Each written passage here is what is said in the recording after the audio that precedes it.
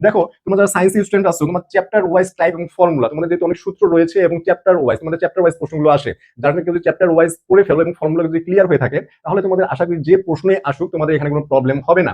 এবং যারা আর্টস এবং কমার্স স্টুডেন্ট রয়েছে তাদেরও সেম ব্যাপার, তোমাদেরকে টপিক ধরে ধরে পড়তে হবে যাতে ওখান থেকে কোনো কিছু বাদ না যায়, যে কোনো প্রশ্ন আসে তোমরা অ্যান্সার করতে পারো। এবং হ্যান্ড ক্যালকুলেশন, যেহেতু তোমরা এখানে সায়েন্স স্টুডেন্টরা ক্যালকুলেটর ইউজ করতে পারবে না, তোমাদেরকে হাতে হিসাব করে শিখতে হবে যে শর্ট সময়ে তোমরা কিভাবে ক্যালকুলেটর ছাড়া অ্যান্সার বের করতে পারো। যদি তোমরা এটা আয়ত্ত করতে পারো তাহলে আশা করি তোমাদের ম্যাথে আর কোনো প্রবলেম হবে না। এবং শর্টকাট, তোমাদেরকে অবশ্যই শর্টকাট করতে হবে, সেটা ইংরেজি বলো, জিকে বলো বা সায়েন্স স্টুডেন্ট বলো, যে ইউনিটের স্টুডেন্ট হও, তোমাকে শর্টকাট শিখতে হবে। তুমি যে এ টু জেড পড়ে যাও, তোমার তো সব ওখানে প্রশ্ন আসবে না, তোমাকে কোন কোন টপিক থেকে কি ধরনের প্রশ্ন হতে পারে এই জিনিসটা তোমাকে জেনে তারপরে তোমাকে শর্টকাট হিসেবে আগাতে হবে। তুমি যদি সব করতে চাও তাহলে তোমার প্রিপারেশনটা পাজেল হয়ে যাবে। এবং সবচেয়ে যেটা ইম্পর্টেন্ট সেটা হচ্ছে কুমিল্লা কোয়েশ্চেন ব্যাংক সলভ। তোমাকে যে ইউনিভার্সিটিতে পরীক্ষা দিবা সেই ইউনিভার্সিটি কোয়েশ্চেন ব্যাংক অবশ্যই সলভ করতে হবে। তুমি রাজশাহীতে পরীক্ষা দাও, গুচ্ছতে দাও বা ঢাকা বা যেখানেই দাও, তোমার যদি কোয়েশ্চেন ব্যাংক সলভ না করো তুমি বুঝতে পারবে না যে ওই ইউনিভার্সিটি কোয়েশ্চেনগুলো আসলে কিরকম আসে। তুমি যদি রাজশাহী ইউনিভার্সিটি পরীক্ষা দাও দেখবা যে অন্যান্য ইউনিভার্সিটিতে কিছুটা ইজি টাইপ প্রশ্ন হয়, যার কারণে কাটমার্কটা বেশি হয়ে যায়। কিন্তু তুমি যে একই প্রিপারেশনে জাহাঙ্গীরনগরে পরীক্ষা দাও তখন তুমি বুঝতে পারবে যে আকাশ আর পাতাল পার্থক্য। কেন?